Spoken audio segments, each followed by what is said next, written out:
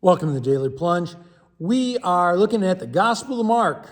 We're in chapter 4, verses 35 through 41. So the disciples are going to get in the boat and go to the other side of the lake. And, it says that evening came, Jesus says to his disciples, let's go to the other side. So they leave the crowd behind and they take Jesus along. And just as he was, just as he was, I guess he was tired, it'd been a long day, just as he was, and they got into the boat. Now, it seems like going over to the other side would be a pretty simple task. Seems simple enough, sail from one side to the other of the lake. And a lot of times we think we're embarking on a simple plan, on an easy trip, and things go haywire, right? Things don't go the way we want all the time. And life ultimately is a series of storms, losses, and ultimately death. That's what life in this world is. And the question for you and me is, do we take Jesus with us? Do we try to sail on our own, or do we take Jesus with us? Now, a furious squall comes upon them. There's this huge windstorm and waves are breaking over the boat. The boat is swamped and it's filling up with water.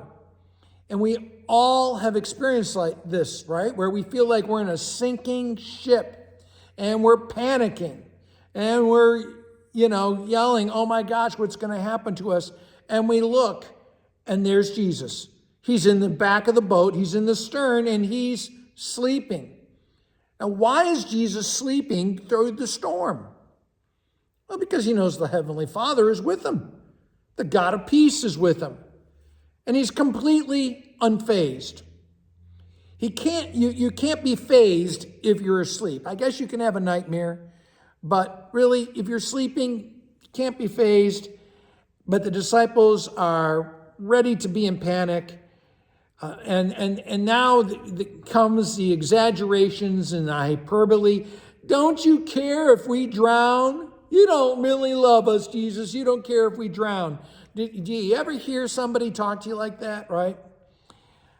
But even more than a statement of hyperbole or exaggeration, it's a statement of disbelief and of not trusting Jesus, of not trusting God. They're grumbling, the disciples are grumbling against God, and they are questioning God's character and love. Are you really a God who will provide and protect us? Are you really a God who loves us? You say you are, and yet here we are going through this trouble. And Jesus gets up, and he just simply speaks. He doesn't get into the water and wrestle some water god or whatever that. He simply talks. He rebukes the wind and the waves with the word. The word does it all, right? As it always does. The word does it all. He orders the wind and the waves to be silent and to be still. He orders them to be at peace.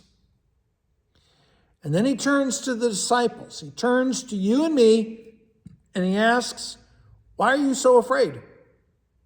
Do you have no faith? And Jesus is speaking to us through the gospel, speaking to you and me in the text. So how do we answer? Why are we so afraid? We're afraid because we doubt God. Do we have no faith? There are times when we don't have very, very big faith, right? And what's the response of the disciples to what Jesus has done? They're afraid. They're terrified of Jesus. They're puzzled by Jesus. Who is this that even the winds and the waves obey him? So the question for us is, will we let God take over our storms? Hey, thanks, friends. Have a blessed day.